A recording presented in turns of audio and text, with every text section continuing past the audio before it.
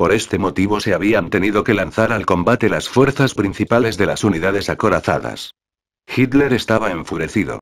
Ordenó que se retuvieran los carros de combate en la retaguardia. Había que superar las posiciones rusas con las fuerzas de la infantería y los zapadores, por elevadas que fueran las bajas que ello pudiera ocasionar. Había que lanzar al combate a nuevas reservas. Hitler repitió además su orden de realizar ataques concentrados. Por aquellas fechas, el dictador parecía cada vez más acalorado. A cada hora ordenaba preguntar a Zeisler si las posiciones rusas se habían derrumbado por fin y cuánto terreno había logrado ganar su Leibstandarte de las SS. Pasados algunos días, Zeisler comunicó que el ataque se había estancado.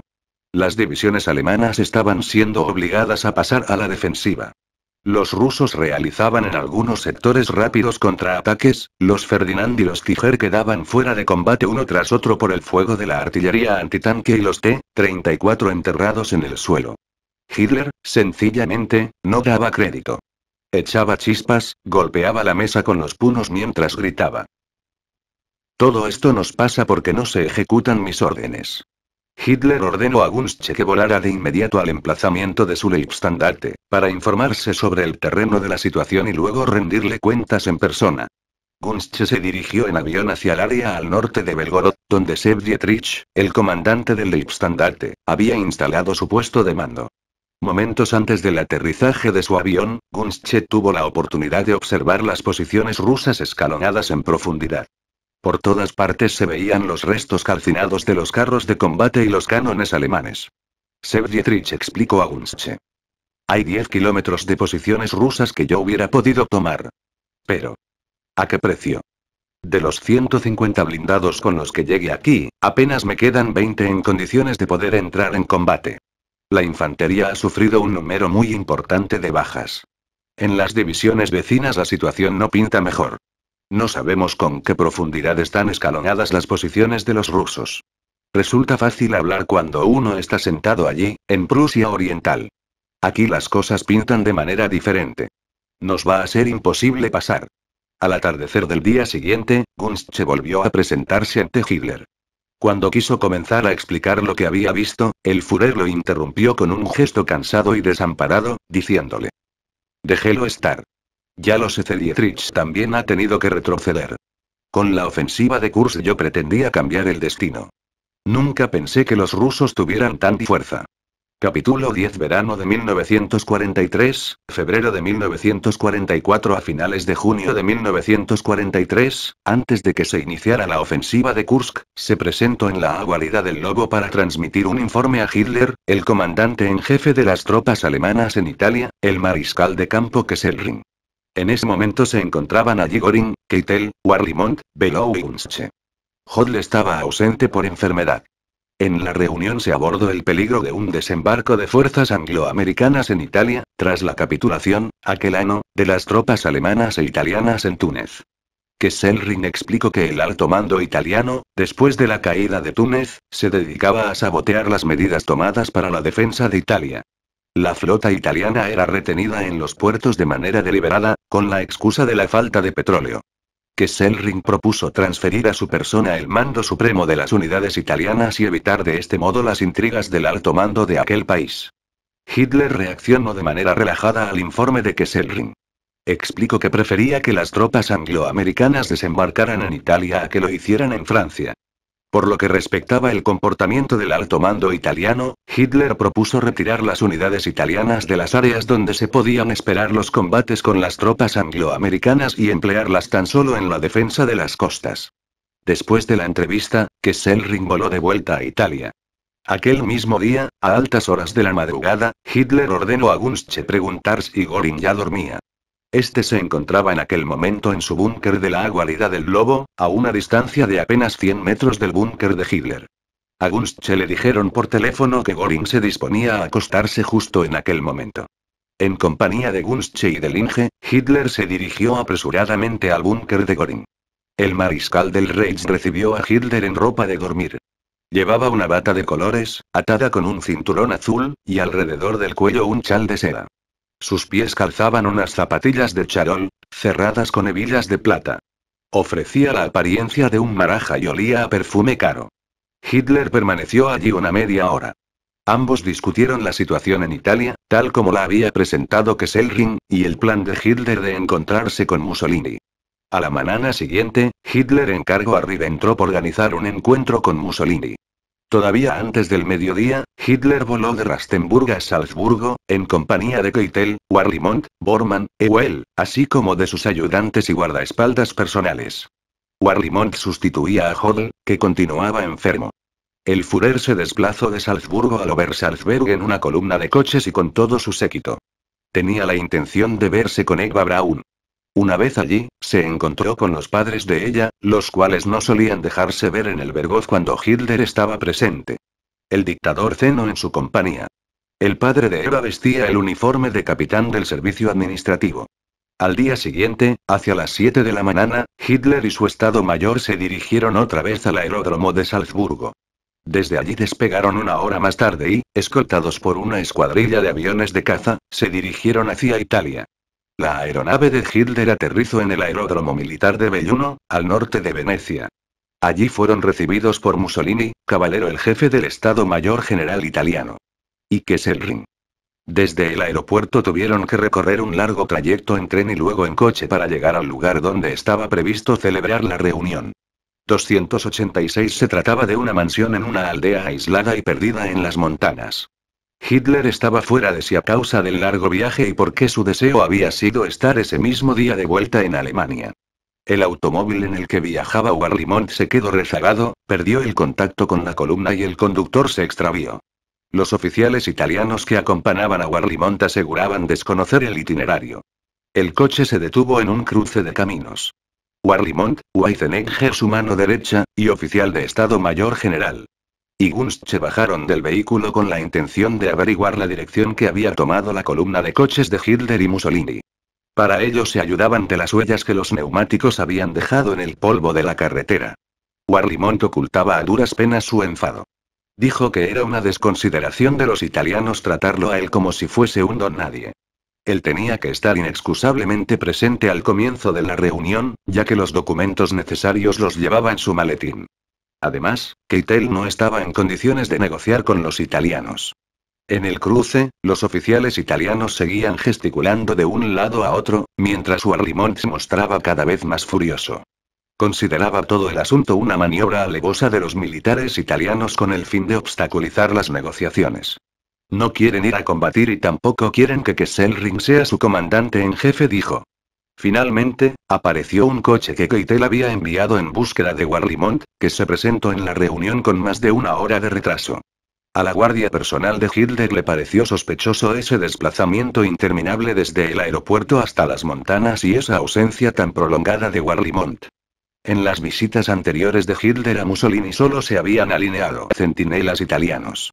En esta ocasión, la escolta de Hitler distribuyó guardias propios, armados con ametralladoras, alrededor de la mansión y de las salas de conferencias. La atmósfera de las conversaciones era todo menos cordial, muy diferente de la que había reinado en el pasado. Esto lo evidenciaba el hecho de que, durante el buffet que se había dispuesto en el jardín de la residencia, los alemanes y los italianos se mantuvieron en grupos separados de forma ostensible. La reunión duró más de 3 horas.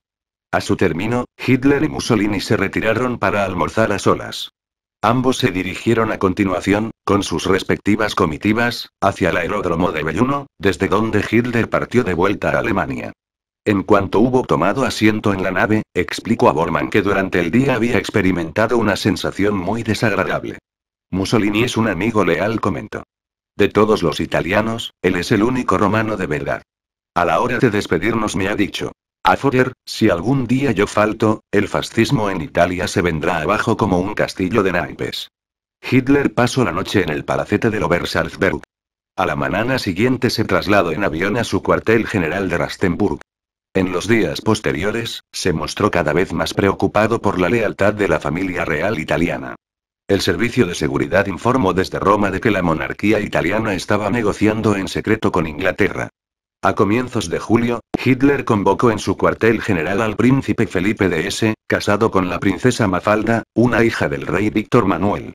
El príncipe S. era por entonces teniente general de la SA, llevaba la insignia de oro del Partido Nacional Socialista y ostentaba el cargo de gobernador del estado de S. Él mismo tenía su residencia en la ciudad de Kassel. Hitler explicó que pretendía sonsacarle al príncipe lo que tramaban sus reales parientes de Roma. Suponía que Felipe debía de estar enterado de los planes de la corte real italiana, ya que acudía frecuentemente a Roma. Según la opinión del Führer, la familia real italiana, y sobre todo el príncipe heredero, Umberto, era capaz de cualquier acto infamante contra Alemania. Umberto, comentó Hitler. Es un enemigo personal del Duce, pues este pretende imponer en Italia un régimen autocrático. A su llegada al cuartel general, el príncipe se fue alojado en el búnker de los huéspedes. Hitler almorzaba todos los días con él al mediodía y le invitaba a sus tardes del té.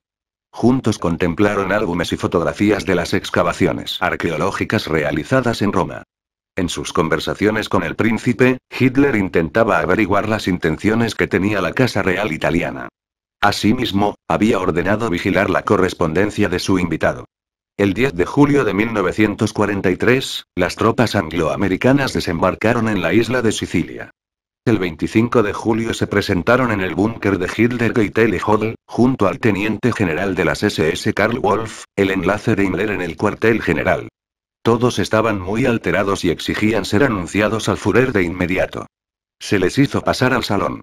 Unos minutos más tarde se presentó Hitler, acompañado de Gunzsche. Hitler miraba de una manera perturbada.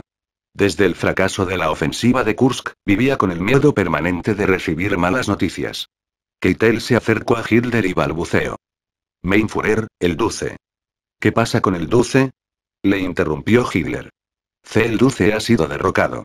Keitel hizo entrega a Hitler de una carta procedente del alto mando italiano. Este se la arrancó de la mano, se puso las gafas y la leyó en voz baja. El gobierno de Mussolini ha dimitido. Su Majestad el Rey ha encargado al mariscal Badoglio la formación de un nuevo gabinete. Italia, que cumple lealmente su deber de aliado, continuar a la lucha al lado de Alemania y hasta la victoria final. Hitler se había puesto pálido. Intentaba tomar aire. ¿Dónde está el Duce en estos momentos? ¿Qué se sabe de él? Preguntó finalmente. Nada, respondieron todos al mismo tiempo. Hitler arrugó el papel y gritó, lleno de rabia. Lo van a matar. Esos italianos. Esa pandilla de traidores. Roata, ese canalla, ha sido nombrado jefe del Estado Mayor General. 287. Hacía mucho tiempo que el Führer profesaba un odio intenso contra el general Roata, que había dirigido las tropas italianas en los Balcanes con la misión de combatir a los partisanos griegos, albaneses y yugoslavos. A Hitler le constaba que Roata, llevado por la codicia, había vendido armas a los guerrilleros, lo que le había permitido amasar una fortuna. Todos estos andan compinchados con los ingleses. Continuó gritando Hitler. Esa maldita casa real. Y ese príncipe Felipe, el yerno del rey, está aquí sentado conmigo haciendo ver que es un tonto que no sabe nada. Y estaba enterado de todo. Me las pagara. El príncipe Felipe se fue entregado a la Gestapo de Königsberg para responder de sus actos. Su esposa Mafalda, la princesa italiana, acabó en un campo de concentración. Hitler golpeó la mesa con sus puños, incapaz de aplacarse. Se van a enterar. Desarmaremos al ejército italiano. Hodel, ¿qué unidades pueden encargarse a esa tarea? Hodel respondió en voz baja. Mein Führer, podemos emplear los regimientos de reserva de los regimientos de Montana del Tirol y de Estiria. Ambos están destacados cerca de la frontera italiana. Aunque se trate de reclutas recién formados, nos bastan y sobran para hacer frente a los cobardes italianos. Después de una breve pausa, Hitler respondió que las unidades que proponía Hodel no estaban en condiciones de desarmar a los italianos. De esto tiene que ocuparse mi Leibstandarte, afirmó. Hay que reorganizarlo de todos modos. Sin esperar, Hitler dio la orden de transferir el Leibstandarte Adolf Hitler desde el frente oriental hacia el área de Innsbruck, junto a la frontera que separaba a Alemania de Italia. A continuación, Hodel informó a Hitler sobre los combates que se estaban librando con los angloamericanos en Sicilia. Con un movimiento brusco, Hitler se quitó las gafas, las revolvió una y otra vez entre las manos cruzadas a su espalda, hasta que finalmente se quebró uno de los cristales. Esto le solía pasar cuando estaba irritado y nervioso. Hitler lanzó los cristales y la montura sobre la mesa y espetó con un tono despectivo. Vaya par de cobardes, ese Churchill y ese Eisenhower. Si yo estuviera en su lugar, desembarcaría en Génova, incluso en Hamburgo, pero no en Sicilia, donde su amenaza es menor. El beodo de Churchill se alegra de que nos desangremos en Rusia, y se dedica a esperar. Hitler sabía, por los informes del Estado Mayor General, que los ingleses estaban postergando deliberadamente la apertura de un segundo frente. Estas informaciones se basaban en su mayor parte en noticias que el Estado Mayor General alemán recababa de manera regular de fuentes inglesas oficiales y gracias a los diplomáticos españoles en Londres. El embajador español en Londres, el duque de Alba, y su agregado militar, el coronel Alfonso Barra, las transmitían al Estado Mayor General español en Madrid, que a su vez las remitía al agregado militar alemán. Los documentos contenían datos sobre la evaluación de la situación militar por parte del alto mando inglés y la distribución de las tropas inglesas. El Estado Mayor General alemán dedujo de ellos que Inglaterra continuaba manteniendo una actitud fundamentalmente defensiva. Pero Londres proporcionaba esta información de manera deliberada, para que Alemania continuase concentrando todas sus fuerzas en el frente oriental. En el Estado Mayor General alemán estos expedientes procedentes de los canales españoles llevaban el nombre cifrado de A Informes Alba. Himmler entró en la sala de reuniones. Hitler estaba tan alterado que no percibió su presencia. Al llamarle la atención Gunzsche, se dio rápidamente la vuelta, saludó a Himmler de manera breve y le preguntó: Himmler, ¿cómo ha podido pasar esto? No es posible que el Duce haya renunciado voluntariamente, es ridículo. Se habrá visto forzado a ello. Himmler les dijo que hasta el momento solo disponía de informaciones incompletas sobre los acontecimientos de Italia. Pero Catas podía deducirse que la mayoría de los líderes fascistas italianos estaban contra el Duce, incluso Ciano, su yerno. Estos daban su apoyo a la decisión de la Casa Real de retirar a Italia de la guerra. Hitler se sentó en el borde de la mesa y confesó a Keitel, Himmler, Wolf y Gunzsche, que lo rodeaban, que desde siempre había considerado a Ciano un charlatán. Hitler sabía que Ciano se había apropiado de las acciones de Grandes Minas durante la conquista de Albania.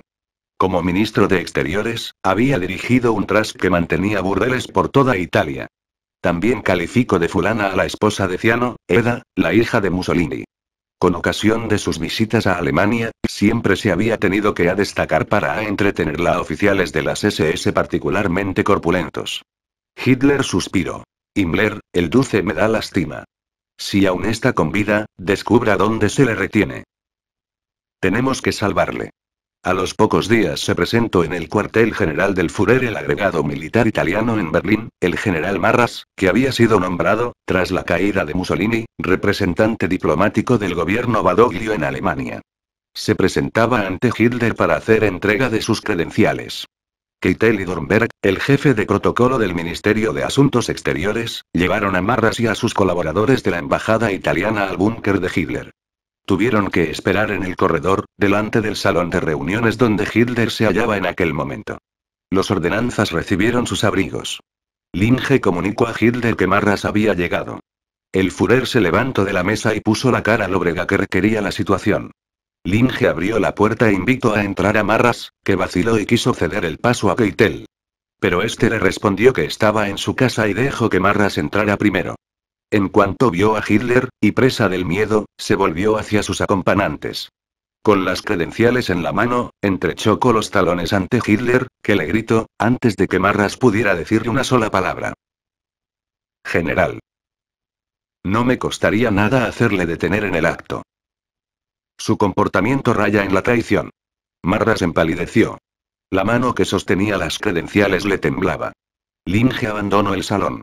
20 minutos más tarde, Hitler pulsó el timbre para llamarlo y cuando Linge volvió a entrar, el rostro del Führer continuaba rojo de ira.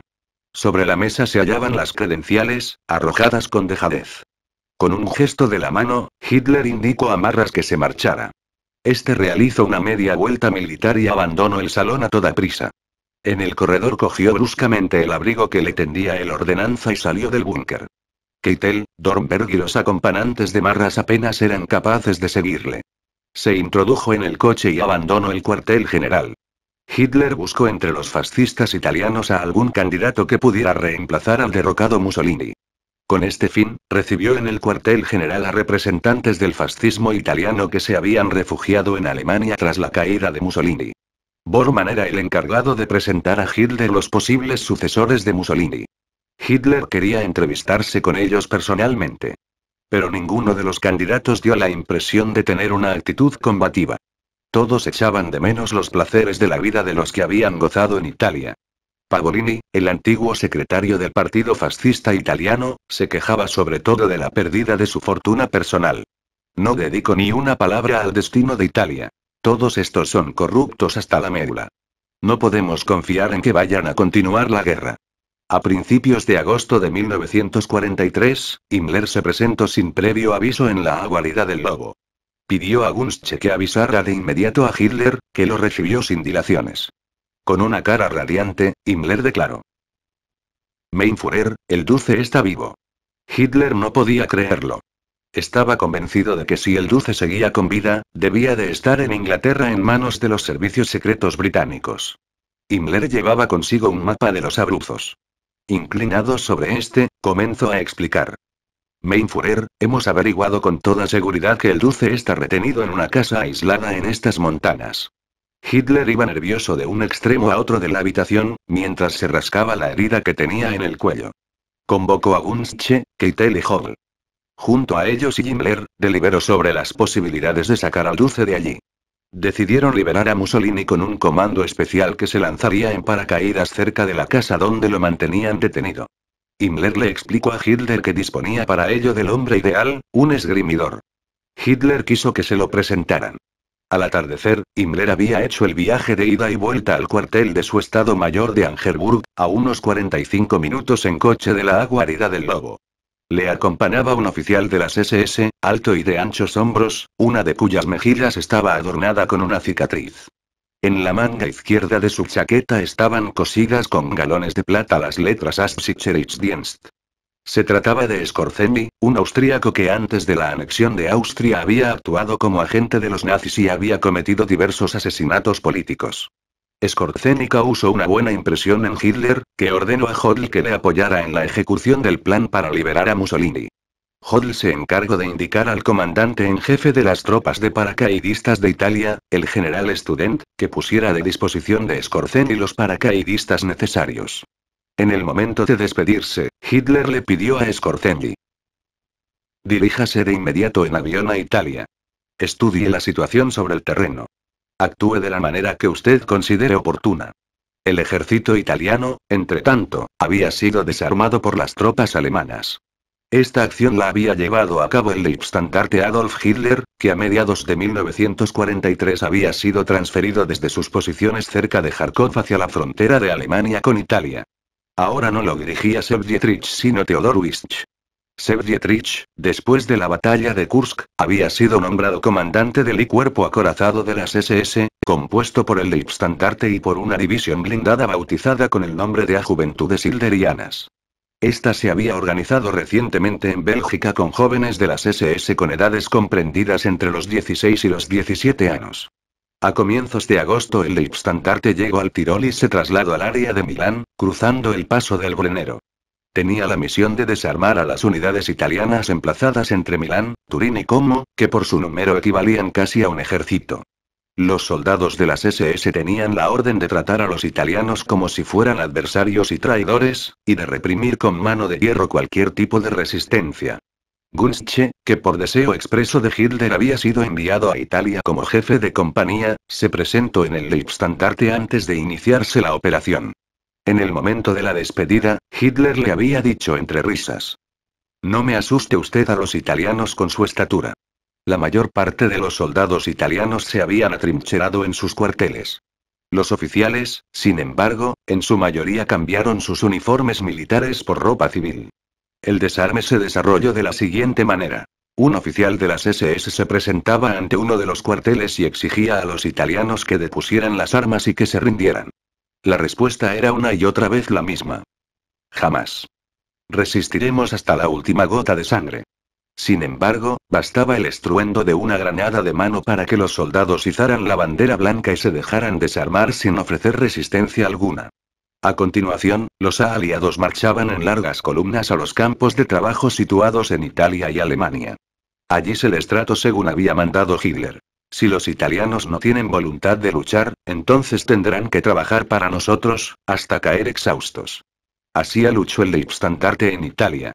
Los soldados de las SS comentaban con frecuencia la diferencia entre el horror de los combates en Rusia y esta agradable guerra en Italia. Cumplida la misión y después de haber enviado el botín requisado a Alemania, una enorme cantidad de material bélico, las unidades del Leibstandarte se instalaron en los numerosos balnearios situados junto a los lagos Mayor, Garda y Como. Allí se repusieron de los duros combates en Rusia y curaron las heridas que recientemente les habían infligido en Kursk. El Leibstandarte volvió a rearmarse. Recibió sobre todo nuevos vehículos, fabricados por Fiat y Alfa Romeo. Además, se le agregó una nueva sección acorazada dotada de carros de combate Panther. Con ello la unidad disponía ahora de casi 300 blindados del tipo Tiger, Panther y Panzer IV. A finales de octubre de 1943, la buena vida del Leibstandarte en Italia tocó a su fin. Junto a otras unidades alemanas, se trasladó a toda prisa al sector meridional del frente oriental, donde la situación era preocupante. Con los ánimos abatidos, los soldados de las SS se dirigieron de nuevo a Rusia, a la guerra de verdad, con todos sus horrores. En la segunda mitad de agosto de 1943, Wolf, el antiguo enlace de Himmler en el cuartel general, que había sido nombrado jefe superior de la policía y las SS de Italia después de la caída de Mussolini, informó de que la operación de Skorzenny había sido un éxito. Mussolini había sido liberado por paracaidistas del general Student, que se habían lanzado con planeadores cerca de la casa donde estaba retenido el Duce. Skorzenny rescató a Mussolini con un pequeño avión del tipo Fieseler Storch. Hitler envió de inmediato a su piloto personal, Baur, con el del Führer hacia el lugar de Italia a donde habían llevado a Mussolini. Baur lo trasladó sano y salvo al cuartel general de Hitler, que lo esperaba en el aeródromo de Rastenburg. Tras el aterrizaje, el Führer se acercó al avión. Detrás de la ventanilla delantera podía reconocerse a Mussolini. Vestía civil y el sombrero le cubría buena parte de la frente. El avión se detuvo. El personal del aeródromo acercó apresuradamente una escalerilla, junto a la cual tomó posición Hitler. Mussolini apareció en la puerta de la nave sosteniendo el sombrero en la mano. Estaba pálido y encogido. El Duce descendió por la escalerilla con dificultad. Hitler tomó sus manos entre las suyas y las apretó durante largo rato. El dictador italiano estaba completamente apático. Hitler le puso las manos en los hombros, lo sacudió y le dirigió algunas palabras. Ambos rieron. Keitel, Bormann, Dietrich y otros, que se habían mantenido aparte, se acercaron. Todos felicitaron a Mussolini por su rescate. Entretanto, también habían descendido Skorzenny y el hijo de Mussolini. Todo el grupo se dirigió al cuartel general. Una vez allí, Mussolini y su hijo se instalaron en el lujoso refugio de Göring. Skorzenny obtuvo por el rescate de Mussolini la más alta condecoración alemana, la Cruz de Caballero. Desde la guarida del Lobo, Mussolini se desplazó a Múnich. Allí, junto con su hijo y su esposa, también llegada de Italia, se trasladó a un castillo patrimonio los Wittelsbach, la dinastía real de Baviera. A comienzos de 1943, Mussolini formó un nuevo gobierno con el grupo de fascistas que habían huido de Italia y que le seguían siendo leales. En Italia los alemanes se enfrentaban a las tropas angloamericanas que habían desembarcado el 10 de julio en Sicilia. A finales de agosto las unidades alemanas de Sicilia se vieron forzadas a retirarse a la Italia meridional cruzando el estrecho de Messina. El 8 de septiembre el rey italiano y el gobierno de Badoglio se refugiaron con los angloamericanos de Sicilia e hicieron pública la capitulación de Italia. En realidad, esto solo representaba su propia capitulación, porque casi la totalidad de Italia continuaba ocupada por las tropas alemanas y porque el ejército italiano había sido desarmado por los alemanes. Los angloamericanos solo habían ocupado Sicilia y una porción minúscula de la Italia meridional. A la hora de capitular, Badoglio solo pudo entregar al alto mando angloamericano el grueso de las fuerzas de la Marina italiana. Sin embargo, el alto mando alemán no le concedió importancia a este hecho, pues ya conocía el notorio espíritu combativo de la Marina italiana. Mussolini volvió con su gobierno al norte de Italia, donde se estableció junto al lago de Garda, después de la huida del rey italiano Víctor Manuel y de su primer ministro Badoglio. Pero el de Mussolini no era más que un gobierno en la sombra. Los que mandaban en realidad eran las autoridades de la ocupación alemana. El gabinete de Mussolini se limitaba a ocuparse de la administración civil y del reclutamiento de fuerza de trabajo destinada a Alemania. La peculiar relación que mantenía Hitler con los italianos explicaba estas limitaciones. El Führer había proclamado que de ninguna manera entregaría a los italianos el poder político, porque le habían traicionado. Había creado el gobierno de Mussolini solo para demostrar al mundo que el fascismo continuaba vivo en Italia. Por esta misma razón, Hitler autorizó a Mussolini a formar un ejército de 4 o 5 divisiones, compuesto por soldados del ejército italiano desarmado por los alemanes y que estaban en los campos de trabajo alemanes. El mariscal Graziani, una persona lealmente entregada a Mussolini, obtuvo el mando de las tropas. Este no estaba destinado a luchar en el frente y solo ejercía tareas de índole policial. Debía reprimir sobre todo los levantamientos antifascistas y perseguir a los patriotas italianos que atacaban a las tropas de ocupación alemanas. El ejército de Graziani tan solo recibió carabinas y metralletas ligeras para encargarse a estas tareas. Hitler ya no depositaba esperanza alguna en Mussolini, al que tiempo atrás había calificado como el único romano de verdad. A Mussolini no le interesaba el destino de Italia, después de lo que le había tocado vivir tras su detención. El teniente general Wolf, el jefe superior de la policía y de las SS de Italia, cuyos agentes vigilaban a Mussolini, informó de que a Duce le eran completamente indiferentes los acontecimientos militares y políticos del país. El servicio de seguridad aseguraba desde Italia que Mussolini llevaba una vida disoluta, rodeado de mujeres con las que celebraba orgías nocturnas. Hitler comentó a sus ayudantes al respecto. Al Duce ya tan solo le interesa su harén de jóvenes y guapas italianas. Es lo único que llena su vida. El contraataque de los rusos en Kursk acabó por convertirse en una ofensiva en toda regla. En los informes del frente emitidos por el alto mando alemán se hablaba siempre de un retroceso planificado de las tropas alemanas, realizado con la finalidad de enderezar el frente. Sobre estas fórmulas se hacían chistes amargos en el Estado Mayor de Hitler, porque todo el mundo sabía que el retroceso planificado le costaba al bando alemán decenas de miles de muertos y heridos. Pero Hitler repetía de manera imperturbable después de cada una de las sesiones dedicadas al frente oriental. Todo acabará con el triunfo de Alemania. Las tropas alemanas del frente oriental, mientras tanto, retrocedían todos los días un poco más ante la presión de los rusos. Los sueños del trigo, del carbón y de los minerales de Ucrania, del petróleo del Cáucaso eran cosa del pasado. En el cuartel general se presentaron empresarios que mantuvieron largas entrevistas con Hitler. Los colaboradores del Führer comentaban que los amos de Alemania estaban preocupados. El primero en aparecer fue el Dr. Röchling, el jefe de la Confederación del Hierro del Reich. Vino a continuación el rey de los cánones, Krupp, que llegó en su tren particular. 300 también Göring se presentó en aquellos días en el cuartel general. No obstante, ajeno a cualquier preocupación, dedicaba su tiempo a la caza en su hacienda de Rominten. A Göring le preocupaban poco los sufrimientos y las horribles pérdidas de las tropas alemanas en el frente oriental.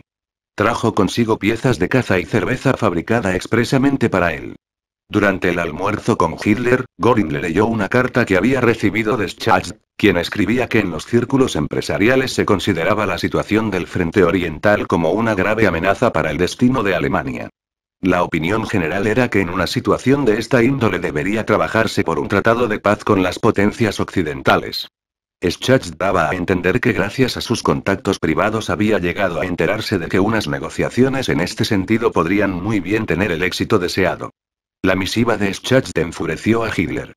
Sin ningún freno, comenzó a lanzar improperios rabiosos contra Schacht. Exclamó que quería engatusarlo y hacer política a sus espaldas. Consideraría un crimen de alta traición cualquier entrevista mantenida con los angloamericanos sin su conocimiento. Hitler amenazó con encerrar a Schacht en un campo de concentración. Göring conservó la calma mientras Hitler deliraba. Intentó distraerlo y logró cambiar de tema, explicándole al dictador que el anciano Schacht se había divorciado de su esposa y que había contraído matrimonio con una joven secretaria. Cuando las tropas alemanas tuvieron que retirarse más allá del Dnieper, Hitler llamó a su cuartel general a los generales en jefe de los grupos de ejércitos y de los ejércitos del frente oriental. La reunión se celebró en el comedor de oficiales, emplazado a 500 metros del refugio de Hitler, que se dirigió en automóvil al lugar del encuentro, acompañado de Bormann, Schau, Schmund Tillinge. Cuando hizo su entrada, los mariscales de campo y los generales reunidos lo recibieron con el saludo fascista. Hitler pronunció un discurso en el que exigía mantener el frente costara lo que costase. En su arenga indicó que las condiciones para la continuación de la guerra en el este eran favorables, ya que la apertura de un segundo frente en Francia se retrasaba a todas luces. Hitler leyó a los presentes dos informaciones de la Oficina Alemana de Noticias, en las que se indicaba la existencia de diferencias entre los angloamericanos y los rusos. Al final de su discurso, Hitler declaró en un tono lleno de patetismo: «Señores míos. Cuando llegue la hora en que Alemania esté amenazada, espero verles a ustedes, mis generales, de pie junto a mí en la trinchera. Y a ustedes, mis mariscales de campo, a mi lado, con la espada desenvainada». Mientras pronunciaba estas palabras, el mariscal de campo von Manstein, al mando por entonces del Grupo de Ejércitos del Sur, dio un paso al frente y exclamó: «Führer, ordena, nosotros te seguimos». Hitler enmudeció y dirigió a Manstein una mirada de extrañeza. No acababa de creerse que fuera sincero. Manstein, un típico general de la escuela del emperador Guillermo II, era conocido como un monárquico de pura cepa, que solo se había amoldado al régimen nazi. Pero, en ese momento Keitel exclamó: «A nuestro admirado Führer un triple Heil. Heil. Heil». Los mariscales de campo y los generales se levantaron de golpe y alargaron el brazo derecho. Keitel vociferó 3 veces: «Sieg Heil. Sieg Heil». Todos los asistentes le corearon. Seguidamente entonó el himno nacional: «Deutschland, Deutschland, über alles», y también la canción de Horst Wessel. Los presentes cantaron con él. El coro, que había sonado compacto con el himno nacional, se descompuso de manera manifiesta cuando se pasó a entonar la canción de Horst Wessel, porque los mariscales de campo y los generales a duras penas se sabían el texto y la melodía del himno nacional socialista. Cuando Hitler abandonó la sala, aún seguían cantando. Un silencio gélido reinaba en el coche de Hitler durante el regreso al búnker. «Indignante», masculló Bormann entre dientes. Una vez llegados al búnker, Hitler se dirigió de inmediato a la sala de juntas. Schmund, Schau y Linge desaparecieron en la habitación de los ayudantes. Schau puso una cara triste y se mostró cabizbajo, lo que indicaba que se preparaba una tormenta. Entonces entró Bormann en la habitación y se dirigió a Schmund. «Manstein ha de presentarse enseguida ante el Führer». Schmund fue a buscar a Manstein y lo llevó ante Hitler. De inmediato se oyó a este vociferar en el interior de la estancia. Hitler le exigió a Manstein a gritos que no se atreviera a interrumpirle otra vez. Eso lo consideraba una falta de disciplina. Hitler abroncó a Manstein durante 10 minutos. Seguidamente, este abandonó la habitación como un colegial que hubiera cometido una infracción y recibido su castigo. En los primeros días de diciembre, Gunzsche, que se hallaba en el frente oriental, fue convocado en el cuartel general de Hitler. Había llegado al frente cuando el Leibstandarte Adolf Hitler fue trasladado otra vez desde Italia a Rusia. Hitler invitó a comer a Gunzsche inmediatamente después de su llegada. Sentados frente a frente, el Führer le dijo: «Gunzsche, he tomado la decisión de sacarlo de Rusia.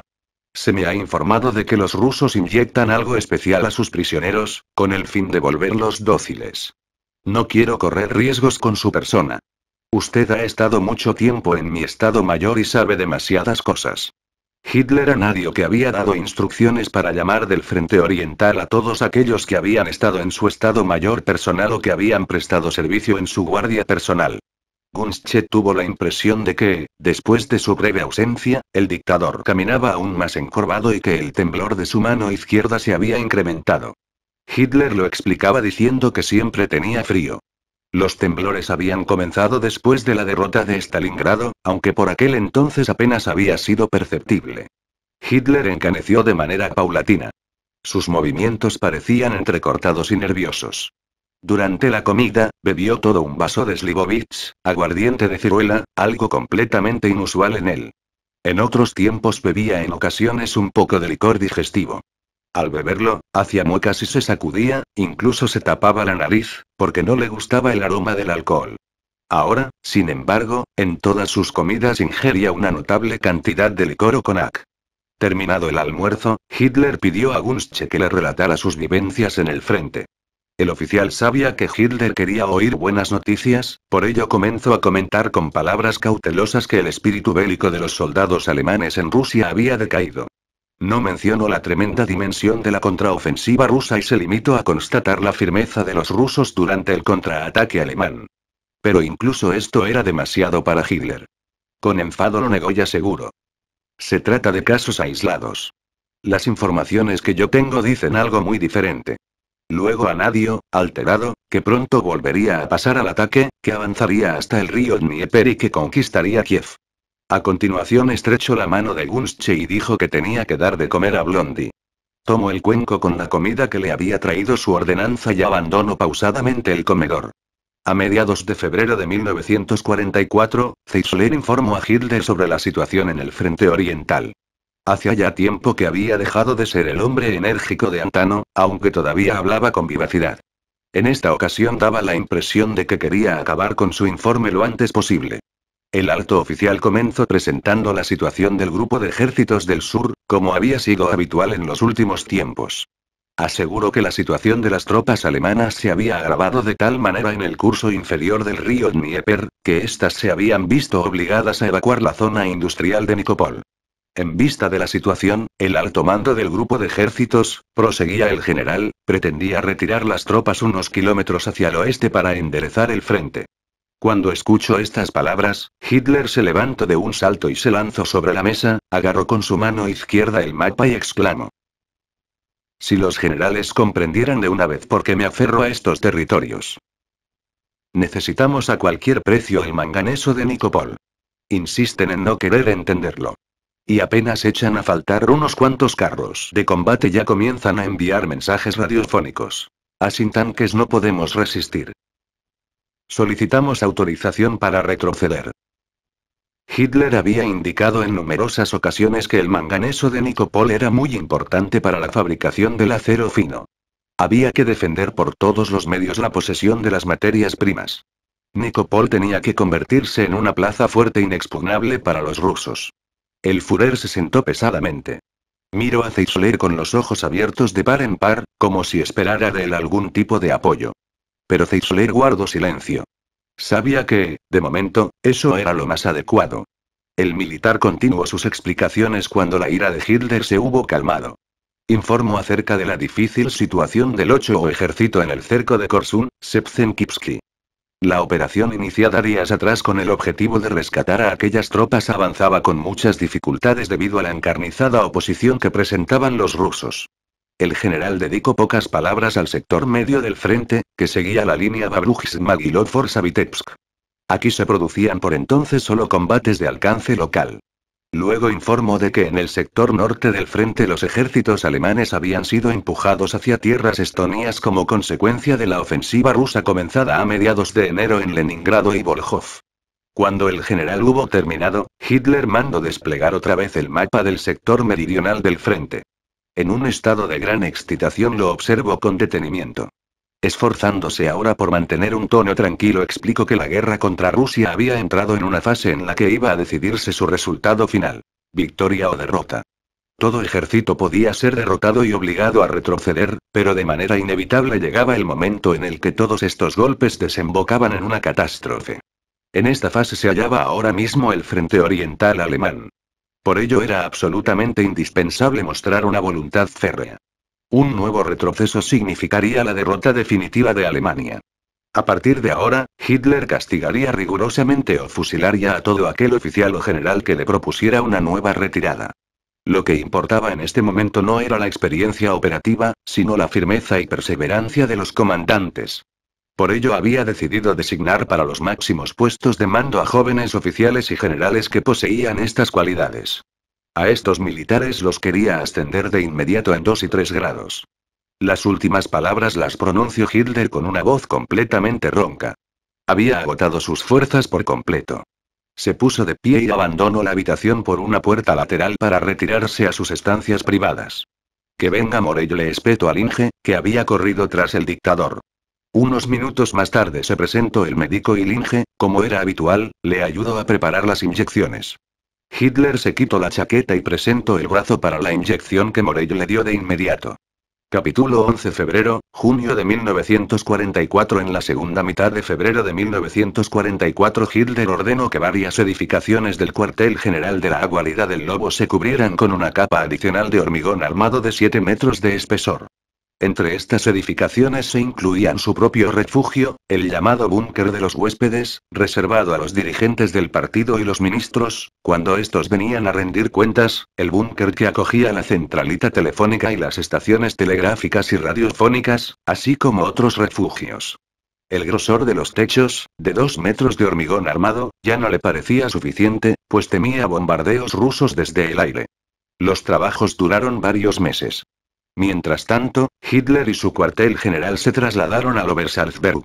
En Gifip, en Prusia Oriental, solo quedó Zeisler, el jefe del Estado Mayor General del Ejército, y sus colaboradores.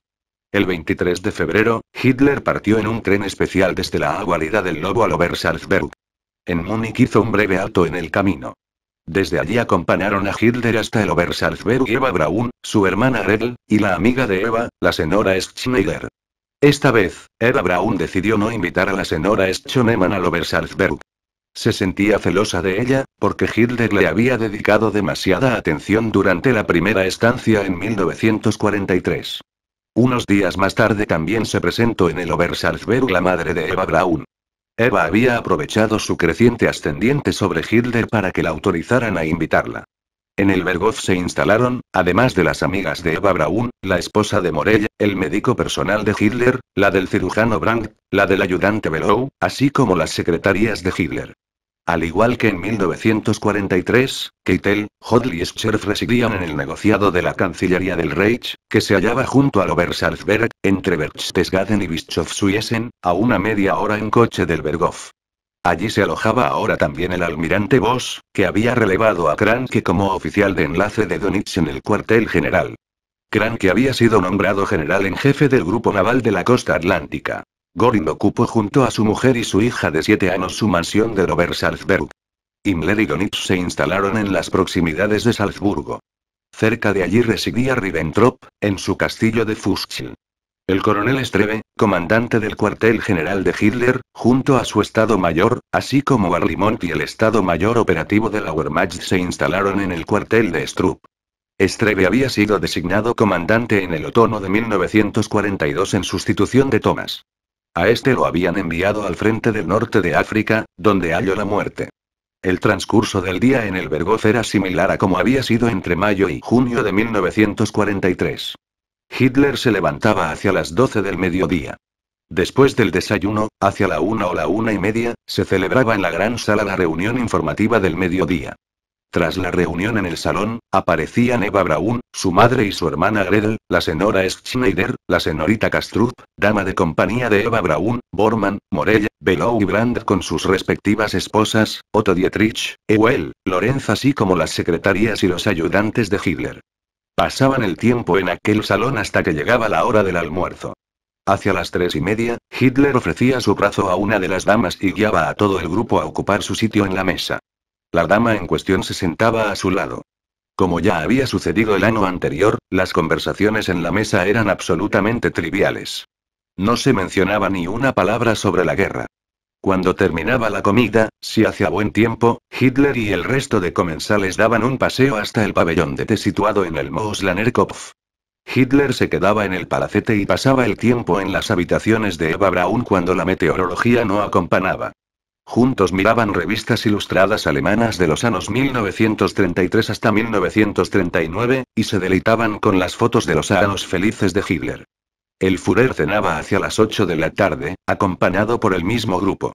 A continuación, seguía la sesión informativa vespertina, durante la cual sus ayudantes militares von Below, von Puttkamer y Bormann daban parte de la situación en los frentes. A continuación, llegaba la hora del té vespertino, que se tomaba en la gran sala y era acompañado por el inevitable champán y por la música del gramófono.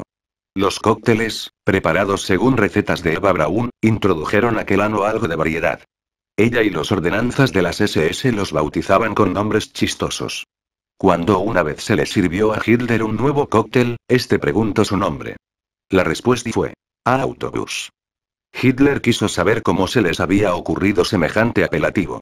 Se le explicó que probablemente por los muchos ingredientes que llevaba el cóctel y por la rapidez con la que hacía efecto, similar a la velocidad de un autobús. Cuando escuchó la explicación, Hitler estalló en una risa ruidosa y felicitó a Eva Braun por sus ocurrencias. Pasada la medianoche, Eva Braun mandaba ofrecer un tentempié compuesto de sopa de tortuga, panecillos untados y salchichas. Hacia las 3:30 de la madrugada Hitler solía retirarse a dormir. A diferencia de lo que había sucedido en 1943, el transcurso del día era interrumpido ahora por las alarmas antiaéreas que sonaban cuando se acercaban los aviones angloamericanos. Esto acostumbraba suceder entre las 9 y las 10 de la mañana, cuando los residentes en el palacete aún dormían. Se daba la alarma previa cuando los aparatos enemigos alcanzaban la frontera meridional de Alemania. El aviso de que se aproximaban los aviones era recibido bajo la clave Arvinson por Below, el ayudante de la Luftwaffe de Hitler, procedente del Centro de Operaciones del Estado Mayor del Arma Aérea.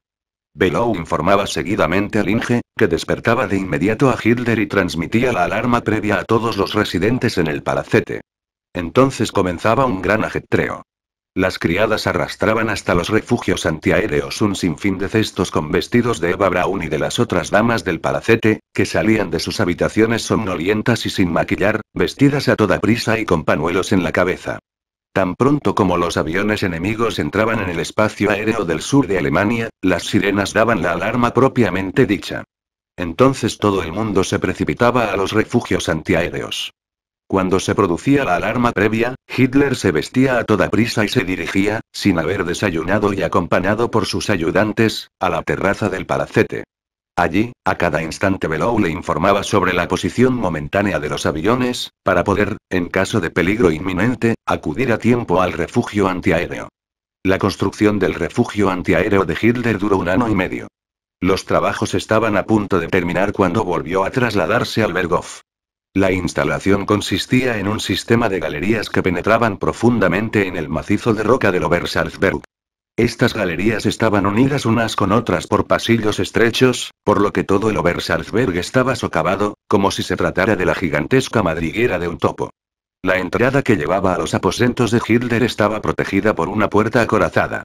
Una escalera de unos 100 peldaños descendía hacia un pasillo subterráneo. Al final de la escalera se había montado un nido de ametralladoras. Desde dicho pasillo partía un laberinto de corredores hacia las estancias privadas de Hitler, todas ellas amuebladas de manera confortable.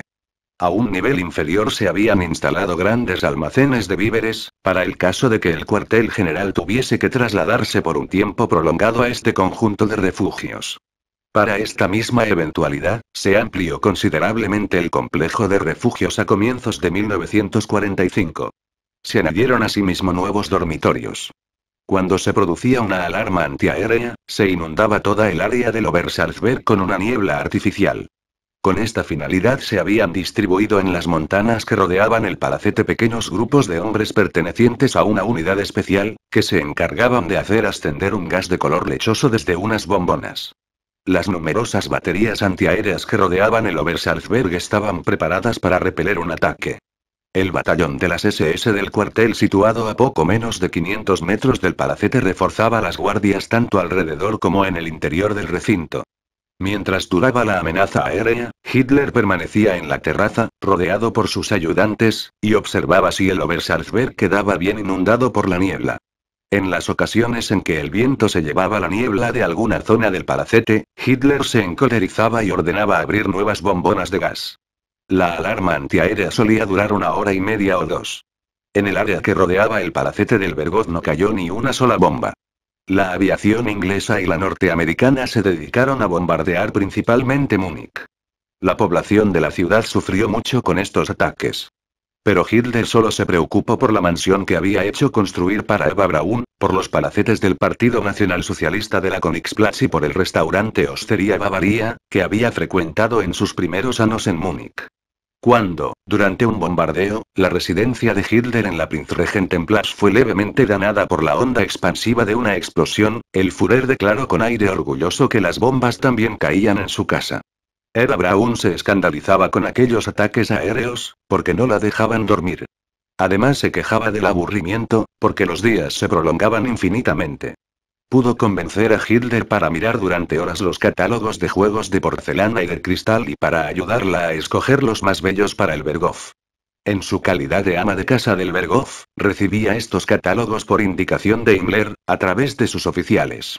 Himmler, por su parte, obtenía los catálogos porque los juegos eran fabricados por los prisioneros del campo de concentración de Dachau en la fábrica de porcelana de Allach y por otras empresas en Checoslovaquia que dependían de la Oficina Central de Economía y Administración de las SS.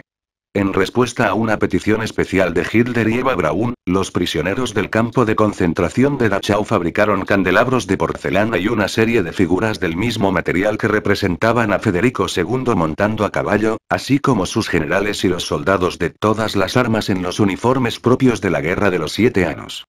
Eva Braun quiso introducir algo de variedad en la vida del palacete. Por ello insistió en invitar al Obersalzberg al famoso mago berlinés Schreiber. El ilusionista se presentó con su esposa, que le ayudaba en sus actuaciones.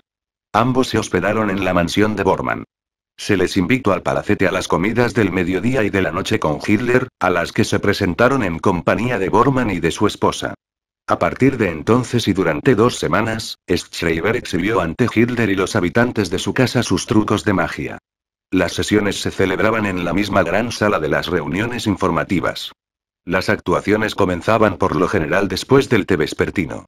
El público lo formaban Hitler, Eva Braun, su madre, su hermana Gretel, la señora Schneider amiga de Eva Braun, la señorita Kastrup, dama de compañía, Bormann, Morelli y Brandt, con sus respectivas esposas, Ewell, Otto Dietrich, Lorenz, y las secretarias y los ayudantes de Hitler. El Führer tomaba asiento en la primera fila. A derecha e izquierda se sentaban Eva Braun y su madre. En la misma fila, también se sentaban Bormann y Otto Dietrich. Los restantes invitados se distribuían detrás de ellos. Aquellos números de magia se acompañaban de música de baile, Eva Braun y Martin Bormann solían escoger los discos, y en ellos Schreiber hacía desaparecer palomas amaestradas. También hacía desaparecer cualquier cosa que llevaran los presentes. Una estruendosa risotada retumbaba en la gran sala cuando de repente se esfumaba el reloj de bolsillo de oro de Bormann o el reloj de platino, adornado de brillantes, de Eva Braun, que le había regalado Hitler. Este se animaba visiblemente con los trucos de Schreiber, reía y aplaudía mucho. En un tono jocoso le comentó a Schreiber que le gustaría hacer desaparecer de la misma manera los ejércitos soviéticos. A comienzos de 1944 las pérdidas de las tropas alemanas que luchaban en el frente oriental alcanzaron unas magnitudes inesperadas. La tierra rusa estaba empapada con la sangre de los soldados alemanes, cuyas tumbas ya eran incalculables. Los trenes transportaban un día sí y otro también a decenas de miles de heridos de vuelta a Alemania. Los hospitales estaban atestados. En las ciudades y las aldeas alemanas aparecieron cada vez más soldados ciegos, con miembros amputados o que caminaban con la ayuda de muletas. No obstante, la magnitud de las bajas se ocultó al pueblo alemán. En los informes del Frente del Alto Mando se decía que los alemanes se retiraban de manera planificada del frente oriental, mientras que los rusos sufrían unas pérdidas colosales. Las pérdidas propias se presentaban como irrelevantes. La opinión pública alemana tampoco sabía que cientos de miles de soldados y oficiales alemanes habían caído prisioneros de los rusos. Se reclutó a centenares de miles de personas que habían sido consideradas indispensables para la marcha de la economía, y también adolescentes de 16 y 17 años, para compensar las enormes pérdidas humanas sufridas en los combates con los rusos. Todo ello en el marco de la movilización total proclamada después de la derrota de Stalingrado. Con estos reclutas se formaron nuevas divisiones que fueron enviadas al frente oriental. Los restos de las divisiones que allí habían sido pulverizadas se trasladaban desde Rusia a Francia, Bélgica o los Países Bajos, para completarlas y reconstituirlas nuevamente. En los países occidentales ocupados por Alemania había por lo tanto siempre un determinado número de unidades alemanas, aunque en realidad no eran sino los lamentables restos de las divisiones derrotadas en Rusia. Pero ni siquiera con estas reservas era ya posible cerrar las brechas cada vez más amplias del frente oriental. Por ello se recurrió incluso al personal de tierra del arma aérea. Con este contingente se formó la llamada División de Campana de la Luftwaffe, que fue puesta bajo el mando del ejército de tierra. También las unidades de las Waffen-SS, que se componían hasta entonces de voluntarios, pasaron a completarse con tropas de la Luftwaffe y de la Marina de Guerra, en vista de las bajas padecidas en el frente oriental y la escasez de reclutas. Sin embargo, a pesar de todas las medidas tomadas, el ejército ruso empujaba a las tropas alemanas cada vez más hacia el oeste. Después de las severas derrotas sufridas por los alemanes en el otoño y el invierno de 1943-1944 en Ucrania, Hitler puso todas sus esperanzas en la primavera. Según declaraba, las malas condiciones de los caminos detendrían la ofensiva de los rusos y concederían a los alemanes un respiro para reagrupar las fuerzas y organizar su defensa. Pero Hitler y el alto mando alemán erraron en sus cálculos. A principios de marzo de 1944, cuando el deshielo de la primavera apenas estaba en sus inicios, las tropas rusas emplazadas al sur de Shepetivka y junto al río Inur lanzaron una nueva y poderosa ofensiva. En el plazo de unos pocos días rompieron amplia y profundamente las líneas alemanas. Dada la situación, Zeisler se presentó a mediados de marzo ante Hitler para un informe especial. Zeisler permanecía con su estado mayor en Jífico, Lützen, en Prusia Oriental, y solía acudir solo una vez por semana al Berghof, después de que el cuartel general hubiera abandonado la guarida del lobo.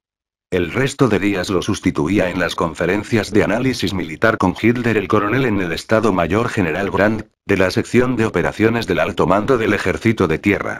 A la reunión, convocada de manera extraordinaria para recibir el informe de Zeisler, acudieron Keitel, Hodel, Korten, Brandt, Schmund, Eul y Gunzsche. Hitler se retrasó. Con semblante ofuscado, saludó a los presentes y tomó asiento junto a la mesa, sobre la que se habían extendido los mapas de las operaciones en el frente oriental. Los demás estaban de pie a uno y otro lado de la mesa. Zeisler inició la sesión. Explicó que los alemanes habían perdido en el curso de la ofensiva rusa en Ucrania meridional las ciudades de Gerson, Uman y Berislav, entre otras.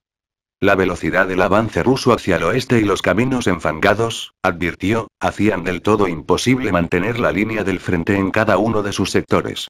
Zeisler indicó varios puntos en el mapa y nombró a las divisiones alemanas que allí se hallaban cercadas o que ya habían sido arrolladas por las tropas soviéticas. En esto también mencionó al Seiso ejército, que había sido formado de nuevo con la intención de reemplazar al ejército de Paulus, aplastado en su día en Stalingrado. Hitler desplazó su mano temblorosa sobre el mapa. Con un dedo midió la magnitud de la ruptura del frente y dijo: El sexto ejército es nuestra perdición. No debería haber otorgado al nuevo ejército el número del que fue derrotado en Stalingrado. Ese número nos trae mala suerte. Cada vez más alterado, afirmó a continuación que no comprendía por qué los rusos podían avanzar por los caminos enfangados, mientras que los alemanes se hundían en el barro. Lleno de ira gritó: Mis generales han olvidado cómo se dan las órdenes, esa es la razón. Deberían aprender de los rusos cómo hay que impartirlas.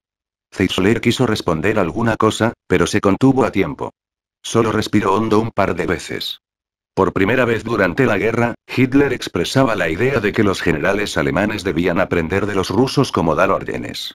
En sucesivas sesiones repetiría lo mucho que los generales debían aprender de los rusos. El militar continuó con su informe y expresó su temor de que, dada la situación, el grupo de ejércitos del sur podía quedar aislado del grupo de ejércitos del centro. Por esta razón, el alto mando del grupo de ejércitos del sur había propuesto sacrificar Crimea.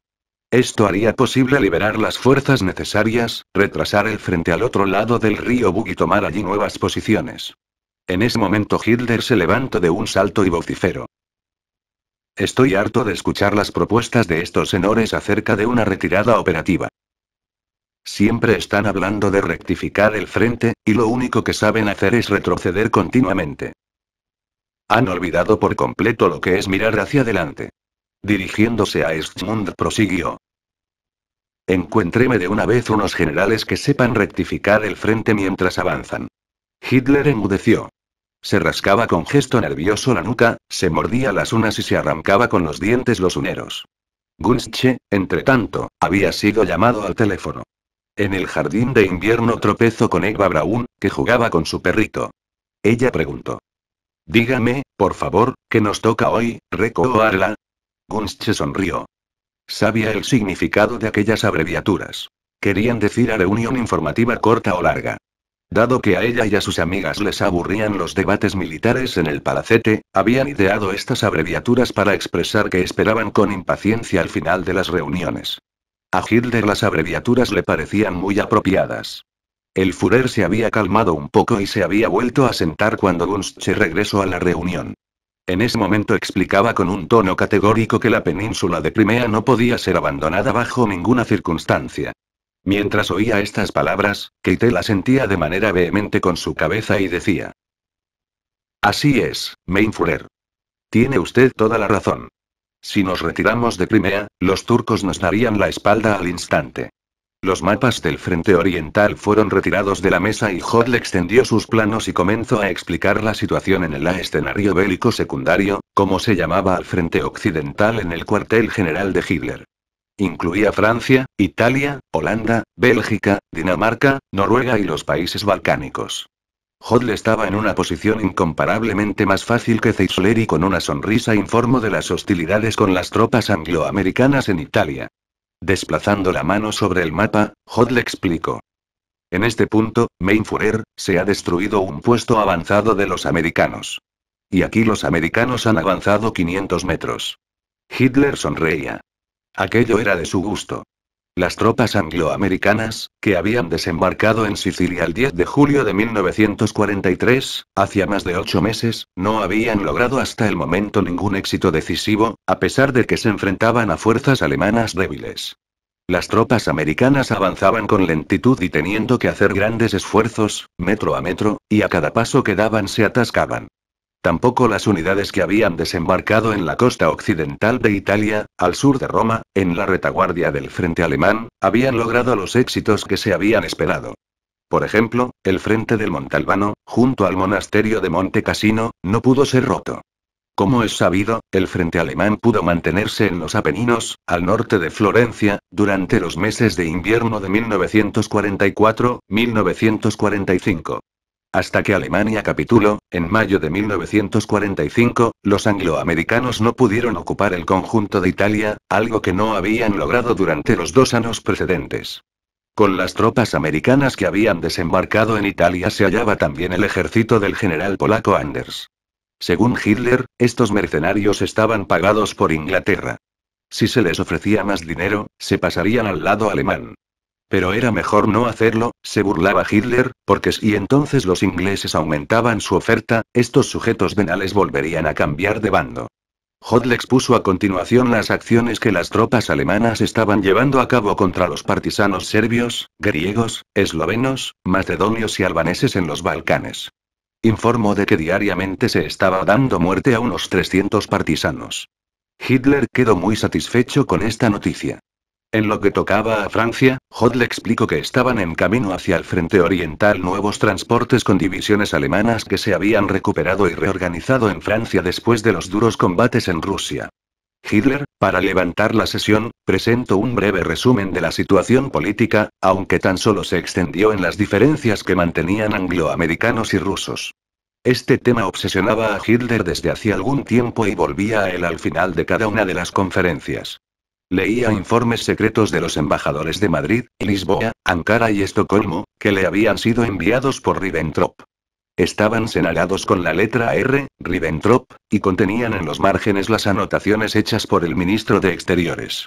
Estas notas aludían a un estado de ánimo cada vez más antisoviético en los círculos gobernantes de Inglaterra y América.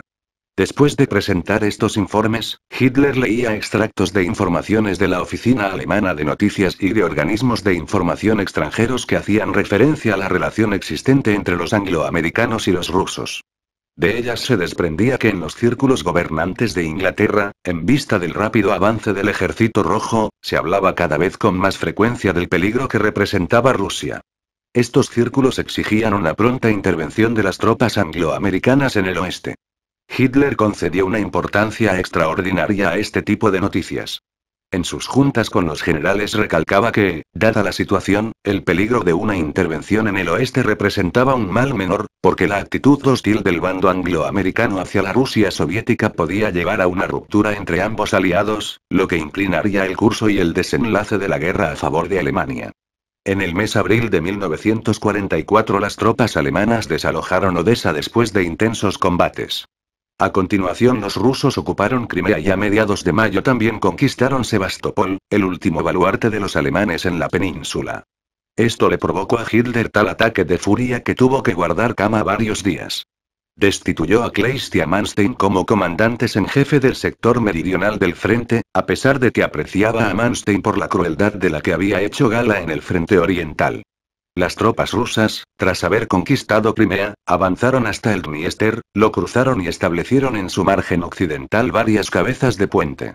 En una reunión informativa celebrada a finales de mayo, Hitler volvió a protagonizar un grave incidente cuando Zeitzler transmitía su infieme. El episodio lo provocó la noticia de que los rusos habían reanudado sus ataques en el área de Chisinau y Asi y habían hecho retroceder aún más el frente alemán hacia el oeste, un hecho que puso a Hitler completamente fuera de sí. Le gritó a Zeitzler que en este sector no se podía permitir ningún tipo de retirada ni se podía retroceder un solo metro. Agotado por la rabia, continuó hablando con voz débil. Desde allí se va directamente a Ploiesti. Si perdemos el petróleo rumano, habremos perdido definitivamente la guerra. Todo habrá acabado. La intranquilidad de Hitler creció en los días siguientes.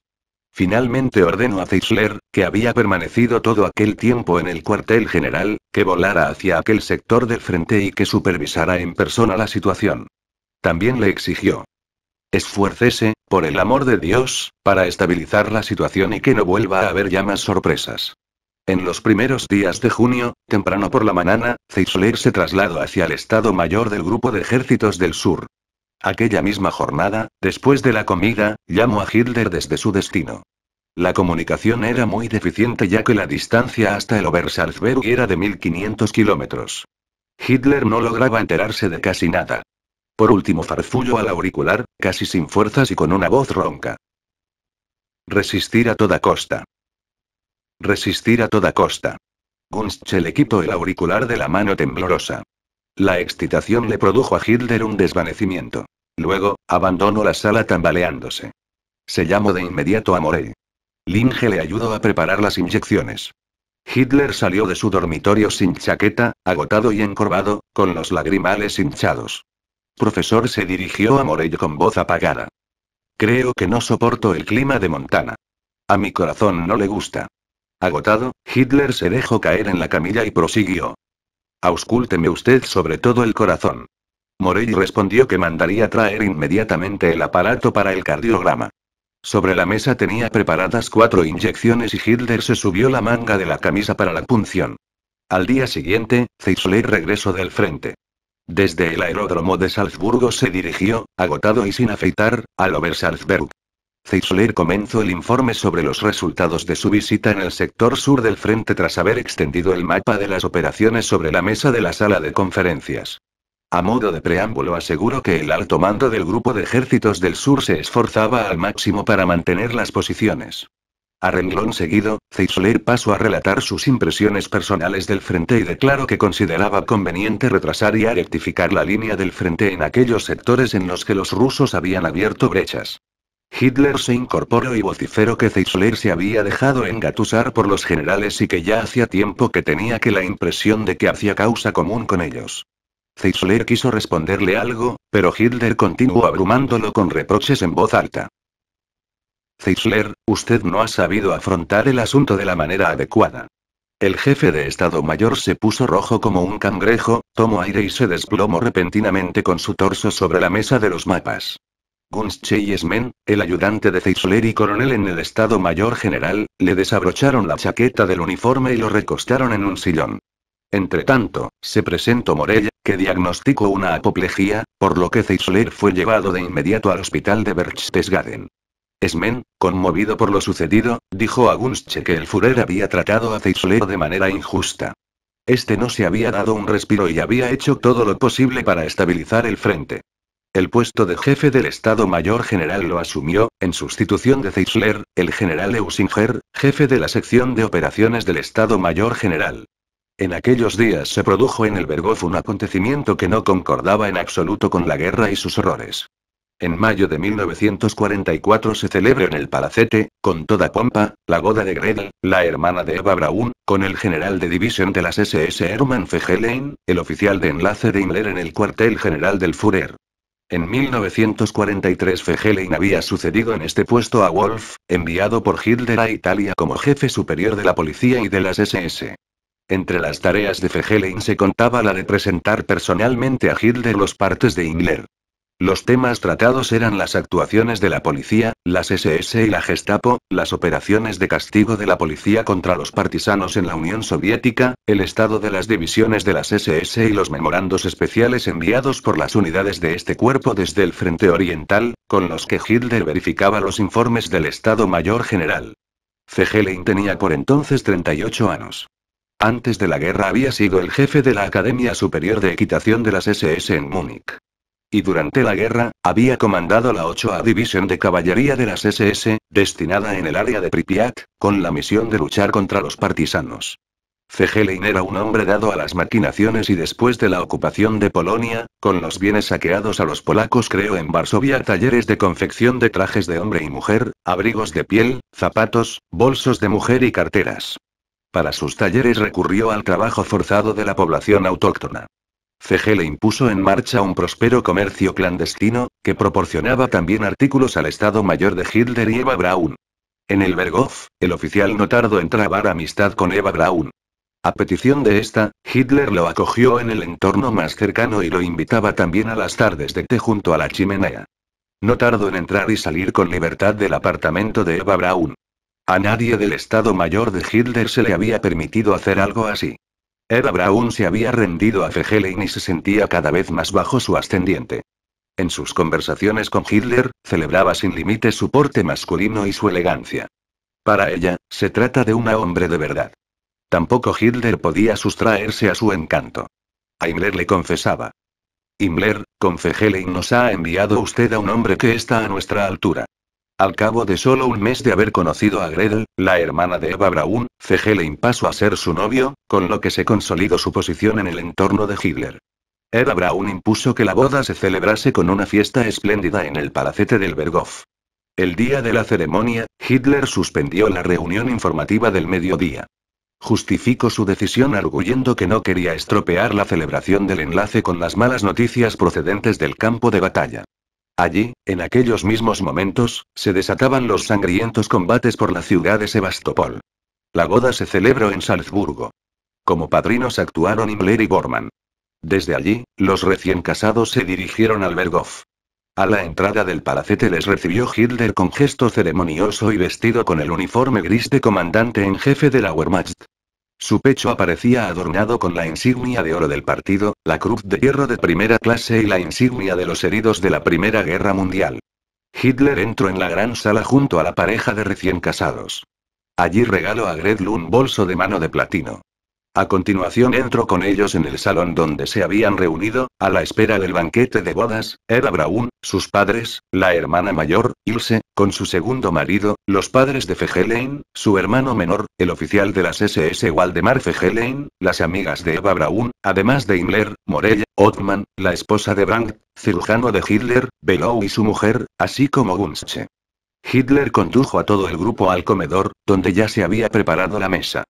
Los trajes de etiqueta de los caballeros y los lujosos vestidos de noche de las damas otorgaban al palacete del Berghof un ambiente especialmente festivo. Sobre las mesas, adornadas con inmensas canastillas de flores y con velas sostenidas por candelabros dorados, resplandecía un caro juego de mesa procedente de los fondos del Estado y que solo podía verse en los banquetes oficiales.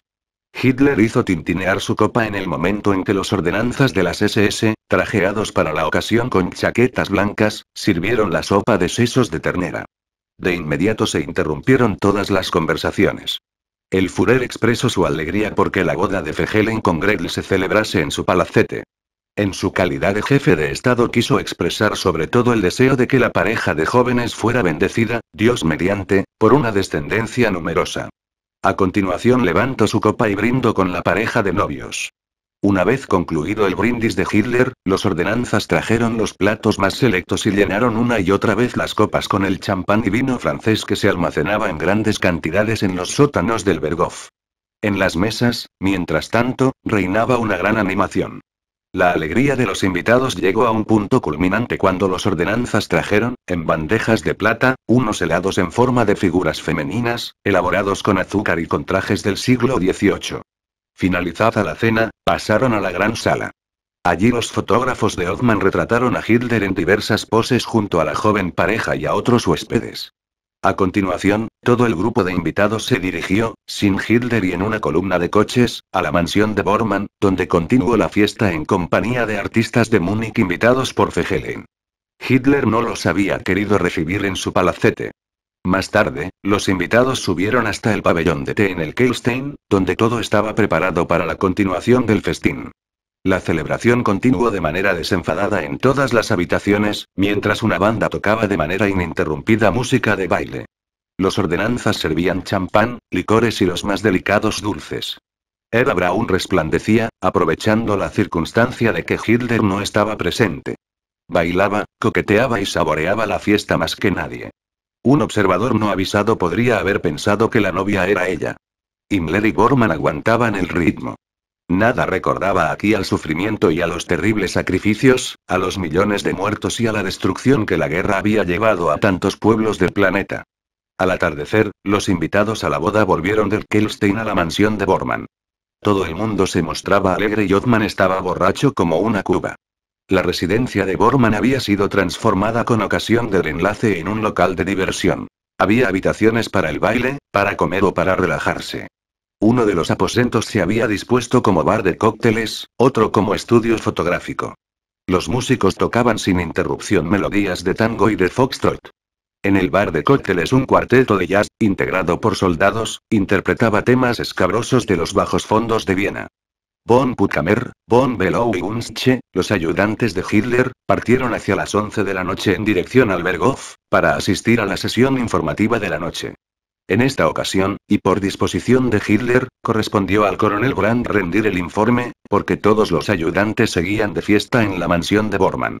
Brandt informó de los enfrentamientos más recientes en Sebastopol y de las numerosas bajas que habían sufrido las tropas que allí combatían. Aquella noche, en la batalla de Sebastopol, perecieron miles de soldados alemanes, mientras en el Obersalzberg la boda se celebraba por todo lo alto. Después del informe de Brandt, von Puttkamer, von Below y Wunschke regresaron a la mansión de Bormann. Allí, la diversión estaba en su apogeo, y prosiguió hasta muy entrada la madrugada.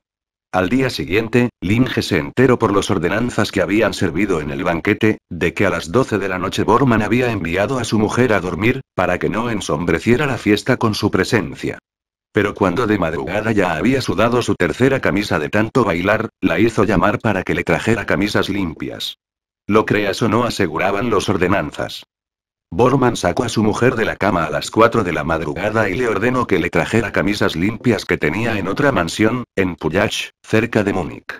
Para ir y volver de allí hay que hacer unos buenos 200 kilómetros. Speer, el ministro del Reich de Armamento y Producción Bélica, que con frecuencia realizaba viajes de inspección en las empresas de fabricación de armas, mantenía contactos estrechos con los círculos empresariales. Cuando la Wehrmacht comenzó a sufrir pérdidas cada vez más cuantiosas, Speer informó a Hitler una y otra vez de que los empresarios estaban muy insatisfechos con la dirección militar. Las informaciones de Speer acerca del estado de ánimo negativo de los empresarios coincidían con los informes de Himmler, cuyo servicio de seguridad había cubierto todo el país con una densa red de agentes y delatores, que prestaban atención al más mínimo asomo de crítica a Hitler. Speer recomendó al Führer que invitara con urgencia a los representantes de la gran industria para volver a levantarles la moral.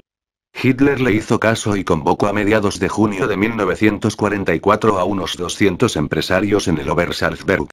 Estos se reunieron en el Hotel Platterhof, propiedad del consorcio hostelero del Partido Nacional Socialista. En esta reunión Hitler habló durante más de una hora. En su discurso se esforzó por ser lo más convincente posible. Se percibía con claridad que el estado de ánimo de los empresarios era un asunto que le preocupaba mucho. Hitler reclamó sobre todo que se mantuvieran a su lado, porque un enemigo encarnizado solo podía ser vencido gracias a una firmeza inquebrantable.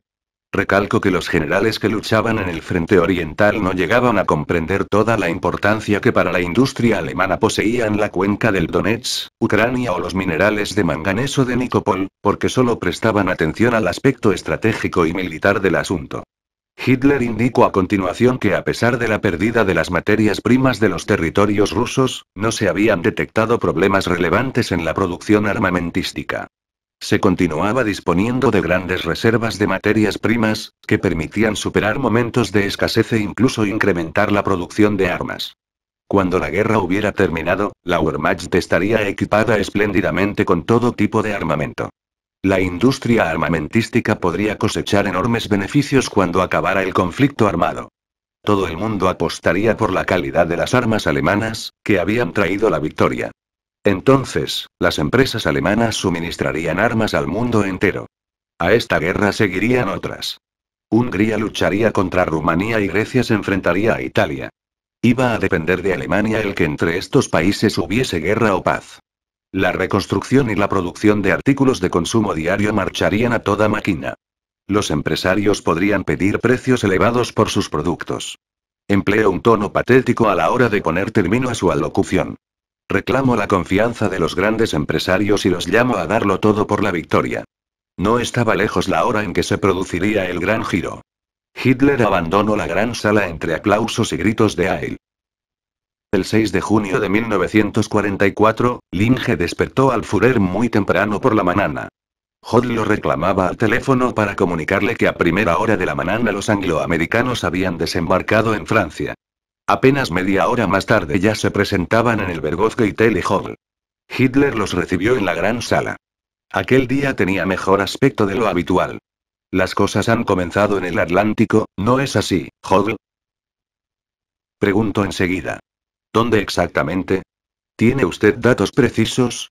Hodl extendió un mapa de la costa atlántica sobre la mesa de mármol y señaló los puntos donde habían desembarcado las fuerzas angloamericanas. Las tropas han desembarcado aquí, mein Führer, al sur de Le Havre. En muchos puntos ya han podido ser rechazadas. En la retaguardia de las tropas alemanas han saltado paracaidistas. De momento resulta difícil determinar el lugar donde se concentran. Podemos afirmar, sin embargo, que el enemigo no ha logrado un ataque por sorpresa.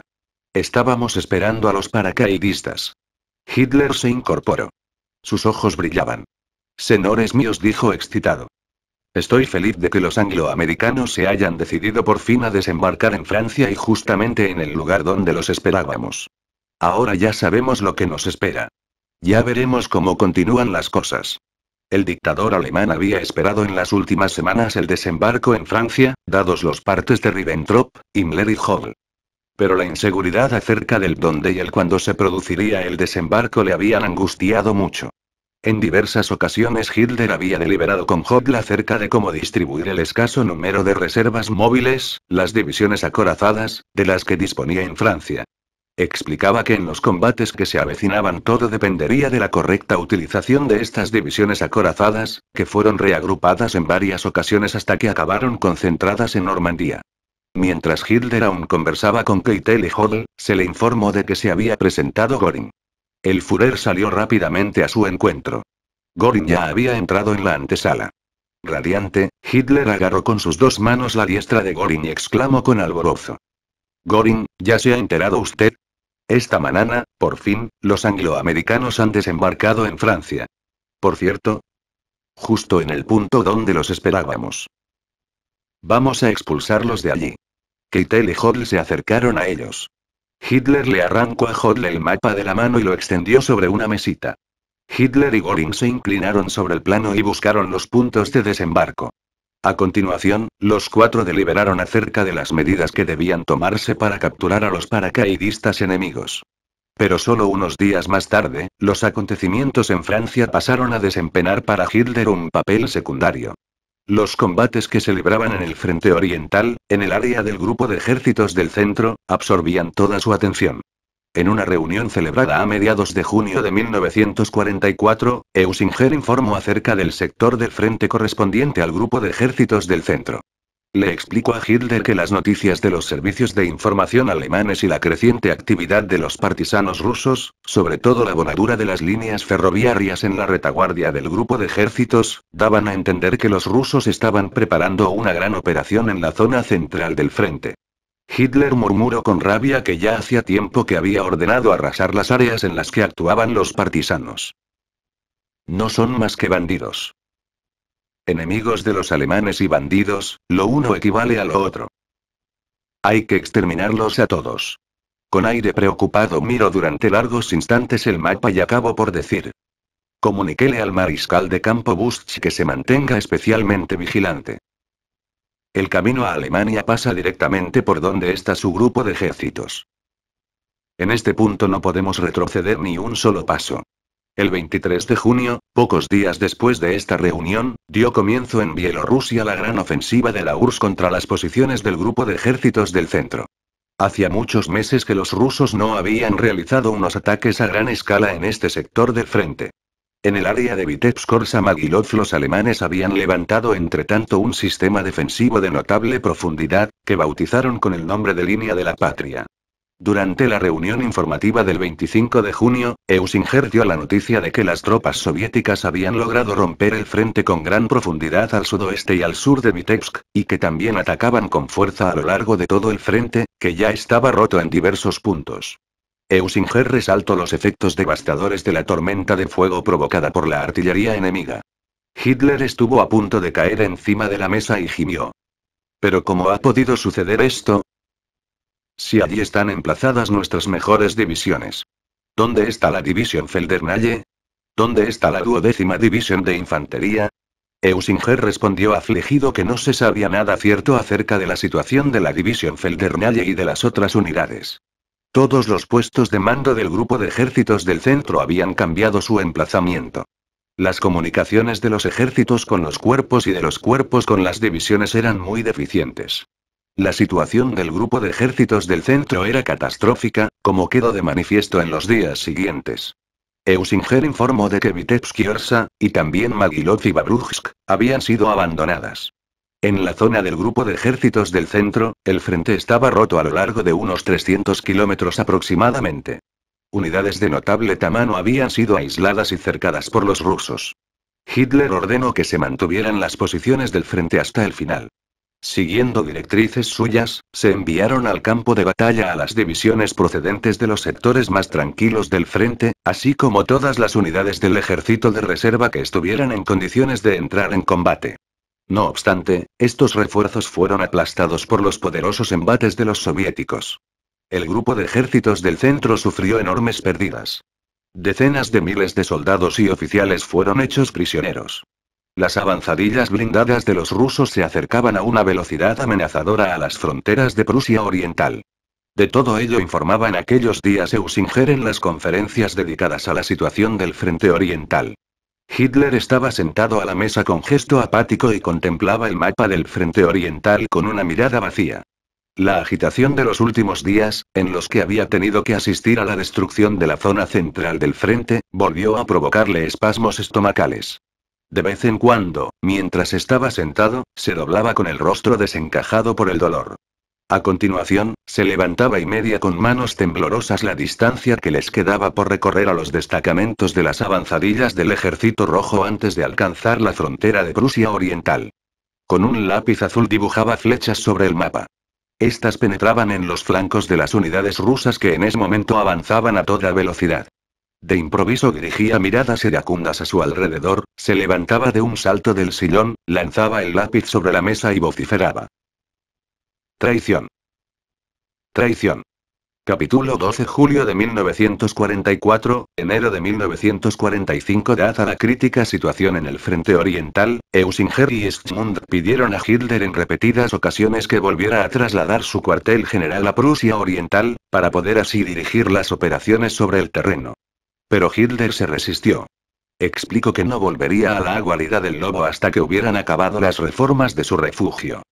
Hitler solo aceptó trasladarse nuevamente del Obersalzberg a Rastenburg cuando se le mostraron las fotografías de un búnker ya reformado, bautizado como búnker de los huéspedes, en el que podía hospedarse de manera temporal. A principios de julio de 1944, dio la orden para el traslado de su cuartel general. Eva Braun había intentado convencer a Hitler de que permaneciera en el Berghof. Temía que algo le pudiera suceder. Él intentó tranquilizarla. No será por mucho tiempo, mi pequeña. Pronto estaré de vuelta. Hitler y todo el cuartel general despegaron a bordo de diversos aviones del aeródromo de Salzburgo en dirección a Prusia Oriental. Durante los 5 meses de su ausencia, de febrero a junio de 1944, la guarida del lobo había cambiado mucho su aspecto. Los búnkeres antiguos, que habían sido cubiertos por una capa de hormigón armado de un grosor de 7 metros, y los de nueva construcción sobresalían del bosque como si se tratara de pirámides egipcias. Hitler se instaló en un primer momento en el que se había reservado para los huéspedes, muy bien camuflado. Una vez allí, lo primero que hizo fue visitar el búnker del Führer. Los trabajos en el exterior para reforzar la construcción ya habían concluido. Por aquel entonces la organización TOC se ocupaba del acondicionamiento de los interiores. En su interior, el búnker era un verdadero laberinto. Después de acceder a través de la puerta de entrada, había que atravesar 2 compuertas para llegar al primero de los 2 pasillos transversales que llevaban a las estancias. Las compuertas formaban 2 habitaciones separadas con 2 puertas acorazadas. En estas estancias prestaban su servicio los soldados de las SS de la Guardia Personal de Hitler. En el primer pasillo transversal estaban los dormitorios de las secretarías. Las señoritas Wolf y Schroeder y las señoras Junge y Christian. La señora Christian, de soltera Daranowski, se había casado a finales de 1942 con el coronel Christian, del alto mando de la Wehrmacht. Era una persona apasionada y satisfecha con la vida. A Hitler le gustaba mucho su ímpetu independiente y le concedía cualquier deseo. La influencia que ella tenía sobre el Führer quedó de manifiesto, por ejemplo, cuando este ascendió a su marido a general de división y lo nombró jefe del Estado Mayor Operativo de la Luftwaffe. Desde el primer pasillo transversal, un corredor tortuoso llevaba al segundo de los pasillos, a lo largo del cual estaban las habitaciones de los ayudantes y de los ordenanzas, además de las de Morey y Linge. Desde aquí, unos corredores conducían en zigzag al despacho y al dormitorio de Hitler. En el búnker se hallaban asimismo el comedor de Hitler y el salón de reuniones. Su dormitorio estaba dotado de tuberías para el suministro de oxígeno. Este oxígeno procedía de 2 bombonas, ubicadas en el exterior del búnker porque Hitler temía que estallaran. El contenido de las bombonas de oxígeno era examinado por un laboratorio en Gizip. Hitler quería evitar que alguien pudiese mezclar algún gas venenoso en el oxígeno. Durante la inspección del búnker, el Führer dio la orden de asegurar la entrada con un grueso muro de hormigón y de apostar ametralladoras entre el muro y la entrada para el caso de que los rusos atacasen con paracaidistas. Asimismo, ordenó instalar en el techo nidos de ametralladoras para proteger los accesos. Era evidente que se había convertido en un hombre temeroso. Por esta misma razón, hizo cavar zanjas e instalar ametralladoras delante del búnker de los huéspedes, donde él mismo había estado hospedado por algún tiempo. Al Inge le exigió: pídale a Speer que nos proporcione las nuevas metralletas con las que se está equipando a las tropas. Yo también quiero disponer de un arma. Linge le dirigió a Hitler una mirada de extrañeza, como si quisiera decirle que él no necesitaba una metralleta, porque los soldados de las SS estaban allí para proteger a su Führer. Cuando Hitler percibió la mirada de Linge, le explicó con ese tono teatral que le era tan propio: no vaya a pensar que esperaré sentado en el búnker hasta que me eliminen. Si lo requiere la situación, también yo empuñaré un arma y combatiré. Encárguese usted de que los ordenanzas no olviden hacer prácticas de tiro. El mismo día que Hitler llegó a la guarida del Lobo se celebró una reunión informativa en la que participaron los integrantes habituales. Eusinger presentó la situación en la zona central del frente oriental. Hitler estaba sentado junto a la mesa, inclinado sobre esta. Su mano izquierda, temblorosa, le colgaba sin fuerza. Su mano derecha se desplazaba nerviosamente sobre el mapa. Eusinger anunció que, a pesar de haber concentrado importantes fuerzas procedentes de las divisiones de otros sectores del frente y a pesar de haber realizado contraataques con tenacidad, no se había logrado detener el avance de las tropas enemigas en el área del grupo de ejércitos del centro. Minsk había caído. Los rusos habían cruzado el río Berezina a lo ancho del frente. Sus unidades de reconocimiento avanzaban hacia Vilna y Gorodnia y, más al sur, en dirección a Baranovich y Brest-Litovsk. En un tono apagado, Eusinger añadió que no parecía posible detener a los rusos más allá de las fronteras de Prusia Oriental. Las gruesas flechas rojas dibujadas en el mapa de operaciones mostraban efectivamente que las avanzadillas de los rusos se estaban acercando a la frontera prusiana. El cuartel del Estado Mayor del Grupo de Ejércitos del Centro se hallaba emplazado en Prusia Oriental, en suelo alemán. Quien fuera hasta entonces comandante en jefe del grupo de ejércitos, el mariscal de campo Busch, había sido destituido por Hitler a causa de su inmovilismo. Lo había reemplazado por el capitán general Reinhard, que a ese momento había estado al frente del Terzo Ejército de aquel grupo de ejércitos. A pesar de la situación catastrófica en el sector central del frente, y de manera inesperada, Hitler y todo su Estado Mayor abandonaron Prusia Oriental y volvieron al Obersalzberg. El Führer explicó que se sentía agotado, que en Prusia Oriental hacía demasiado calor y que no toleraba aquel clima. Poco antes, en el Berghof, había afirmado que no soportaba el clima alpino del Obersalzberg. Ahora parecía que otro tanto le sucedía con el ambiente de Prusia Oriental. Eusinger permaneció en la guarida del lobo por orden de Hitler. Pero apenas pasados unos días, se presentó en el Berghof e instó a Hitler a que retornara a Prusia. La situación crítica en la frontera requería su presencia, había que tomar las decisiones con rapidez. Hitler cedió al apremio de Eusinger y regresó allí el 10 de julio. Las reuniones para evaluar la situación se desarrollaron en un barracón situado a una distancia de 50 metros del búnker de los huéspedes, donde residía Hitler, ya que las obras en el búnker del Führer todavía no habían terminado. El barracón tan solo estaba protegido por una delgada capa de hormigón, de un grosor de 60 centímetros. A los pocos días del retorno de Hitler a la guarida del lobo, el 20 de julio, durante una reunión, se produjo un atentado contra su persona. Aquel día Hitler había abandonado el búnker de los huéspedes hacia la 1 del mediodía para dirigirse a la conferencia habitual. Hacía mucho calor. Se habían abierto todas las ventanas del salón de reuniones, situado a la izquierda de la entrada. Al comenzar la sesión se hallaban allí presentes, además de Hitler, Hodel, Korten, Eusinger, Warlimont, Fegelein, Scherf, Bodenschatz, Bosch, Brandt, Schmund, Gunzsche, von Puttkamer, Borgmann, von Below, John von Freyen el ayudante de Keitel. Weizenegger colaborador de Hodel. Butz, Assmann, así como Sonnleithner, el enviado del Estado Mayor de Ribbentrop, que aquel día sustituía a Ewell. Eusinger inició la reunión explicando la situación en el frente oriental. Esta era más o menos la siguiente en su tramo central.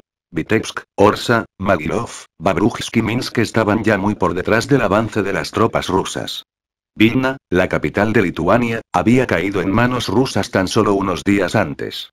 Las avanzadillas blindadas de los rusos se acercaban a Šiauliai y Jelgava. Resultaba imposible restablecer el frente alemán. En todas partes se abrían brechas. Las tropas enemigas estaban junto a las fronteras de Prusia Oriental. Pocos días antes de esta reunión se había iniciado además una potente ofensiva soviética contra el grupo de ejércitos del norte de Ucrania. Eusinger explicó que la nueva ofensiva se estaba llevando a cabo en un frente de unos 200 kilómetros de anchura.